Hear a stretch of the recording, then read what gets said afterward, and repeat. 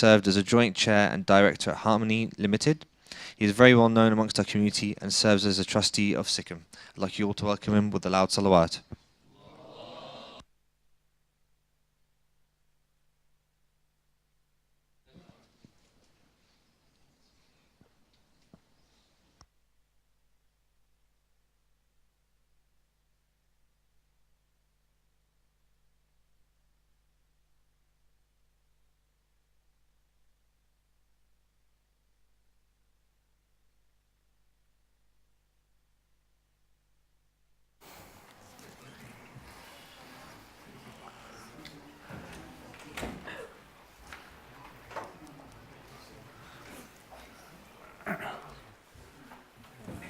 My brothers and sisters, Salaam Alaikum. So, see if this story resonates with you. In the 1960s and the 1970s, young boys and girls from different parts of the Muslim world came to UK to study. At the age of 16, 17, 18-year-old, they came to UK to study. And what was the environment like? To find halal meat, you had to travel 30 miles. To find a girl with a hijab on the street was a rarity. So what do you think the mindset was of these individuals? And then some communities began to come over, Muslim communities. The Ugandan exodus occurred. And many other Muslim communities started moving here. What do you think the mindset was? At least for me, I came over here at the age of 18 with the traditional madrasa background. It was very much a defensive mindset. Alien land, new place, new people that I'd never met before. So it was a defensive mode. Retaining the faith, retaining the culture was very important. Hence, Muslim communities went and opened either a Hussainiya or an Islamic center, or a madrasa, or a mosque, and remained confined to their groups. And quite rightly so. That was the environment. But brothers and sisters, moving on 50 years on today, fast forward 50 years, today, 1 in 8 or 9 Londoner is a Muslim. The mayor of London is a Muslim. It is different, isn't it? North Harrow will give you an option of probably 2 to 3 halal restaurants and 2 to 3 butchers. Every locality. It's a different environment altogether. So whereas I, at the age of 18, was in a very defensive mode, non-confident, I can tell you with the hand on my heart, sitting here, and particularly, and also in the women's side, there are probably 50 of you, and in the northwest of London, there are probably 500 youths between the age of 18 to 30 who are confident, intelligent individuals who have been to places like Oxford and Cambridge, who have succeeded in their careers, gone to city and become investment bankers, or become consultants in a hospital, or become partners in a law firm or an accountant firm. And on top of that, there have also been, some of them, to Damascus for 6 months or 12 months, or Qom for 6 months or 12 months or longer to gain Islamic knowledge and Arabic and Farsi. These youths are confident individuals. What they lack is space. We need to create space for them. And trust me, brothers and sisters, there'll be magic if we created that space. They are keen to interact with society at large. They can interact with society at large. They can hold a dialogue with society at large. But let's create a center where society at large, members of the community at large, are invited and welcome to this space where there will be vibrancy and interaction. That's my story.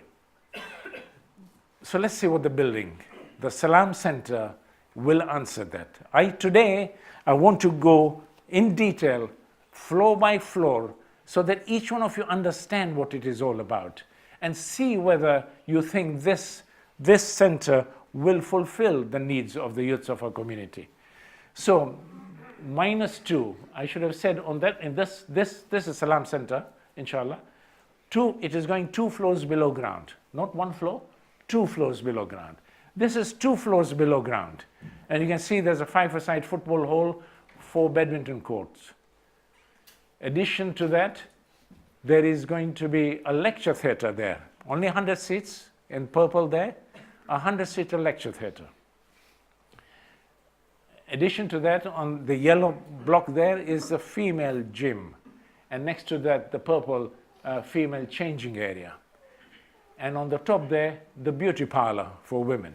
So all of this is going to be the women's area, if you like. So if you come down the stairs here, on this side, it's all women's area, lecture theatre and the sports hall. These are plant rooms. Let's go 1 floor up. So now we are -1.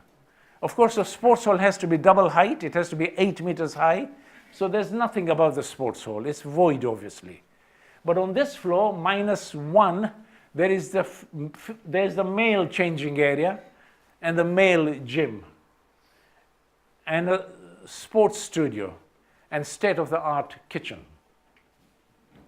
And now let's come to the ground floor, the main floor as we enter. As you enter, there's a foyer here. On the right is the prayer hall, 250 musalla prayer hall with a facility of overspill here, with a facility of overspill on the first floor as well. You will see that the first floor has got a mezzanine effect so that you can continue with your Jama'ah prayers on the first floor as well. The green is a restaurant. And there's a small ghusl khana here, kafan ghusl space here, and with entry from the side. Now we go 1 floor up, above this ground floor, and we have several areas. The green is the female area for prayers, if you like, the mezzanine hall.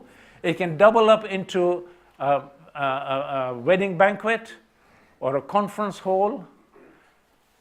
The purple are the collapsible madrasa classrooms that you can open and close. You can collapse them right down so that the hall is even larger. The yellow is the youth center. Yeah, you guys, the youths, will decide what we are going to put in there. And the purple next to it is the roof garden on the first floor. And the purple behind that is the IT room. And then we have in blue the library. And the little pink area is the multi-faith room. That's all on the first floor. And if you now go on to the third floor, we've got the media room, we've got the boardroom, and the admin offices. Standing next to this main building is what we call the South Block. And the South Block is the Children's Center on 3 floors, no basement, ground, first and second. And on the top floor, we have got the party rooms. So the Children's Center, I'm sure you're used to, and looking at those pictures, I'm sure you can appreciate. And on the top, we have got the party rooms. So that's the content of this center. Who is not excited about this center? Okay? It doesn't mean that we forego our traditional Shia heritage. We will, of course, continue with all the functions, including Ramadan, Muharram, Aima's wafat and birthdays. But over and above that, we really want to open to the community at large. And those are, I feel, attractive facilities for the rest of the community to be attracted. These are some of the images. You come into the main hall, these are artists' images yet. It hasn't been built yet. So as you come in, you've got the large foyer. On the right, as I said, is a prayer hall. On the left is the restaurant. Okay, this is from the restaurant end. You're looking at the entrance hall, at the entrance door, I mean, from the restaurant end. This is another view, again, looking at the entrance door. Okay, this is as you walk towards the prayer hall, and then you are actually entering the prayer hall. The prayer hall finish would either be that or that. We are still debating which is the better one. Maybe we can have a vote at the end of the day. And then you go on to the first floor. I said the women's area, and you can see the mezzanine floor down there as well, where the women's area is. And then on the roof garden, so that tree apparently is going to be an olive tree, is where that roof garden is going to be. So what is happening next door? Some of you have been, some of you have climbed up the stairs, some of you have been down there as well. So they've excavated right up to -8. At -8th level, all the steel work has been laid. Okay, the yellow bits are to hold the wall apart so that when you excavate 8 meters, you don't want the banks to collapse. So temporary props, as they are called, the red beams. And this is activity. These are pictures taken this morning when I was on site. Okay, so these are the staircase wells that are being put with steel before the concrete is added. Okay, this is one of the staircase well, if you like, with steel wall being erected. And you can see that the flooring of the basement it was wet today, this morning, but all the concrete has been laid. There are small areas where the concrete is still being laid, as you can see there. This is a better picture of how they lay the concrete. That's the end of my talk, except the last slide. Okay, money, 15 million pounds, brothers and sisters. No small feat, I agree. But you don't do it every year. You don't do it every day. You do it 1 in 3 generations, probably. Yeah. But it is something that we really want to leave for these small kids when they grow up. 15 million pound project. 7.8 million has been raised, collected, spent, and pledges received for. So we are nearly 50%. 50% there, another 50% to go. If we get the remaining 50% in, chances are that we can finish this project by 2018 December. If we do not get the money coming in, it will take a bit longer. But inshallah, with everyone's dua and everyone's support, we will finish it, inshallah. So all that is left, I have already asked you enough to contribute, or we have asked you all to contribute during the month of Ramadan. I don't want to embarrass anyone tonight, but please, if you have not filled a form for standing order, even £10 a month, £20 a month, whatever you can afford, please fill in one. Be part of it, so that you can tell your next generation or the grandchildren that I was part of it. Also, let us know, every human being knows of, either from his workplace or friends or relatives or whatever, people who are relatively more wealthy that Allah has rewarded them with. And believe me, majority of these wealthy individuals are fairly generous. They do contribute to society as a whole and to charitable projects. Draw their attention to this.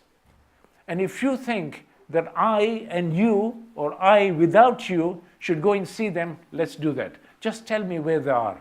Men, women, wherever they are, whether they're Harrow, any part of UK, any part of the globe, I'll fly and see them there. Thank you very much. Allah.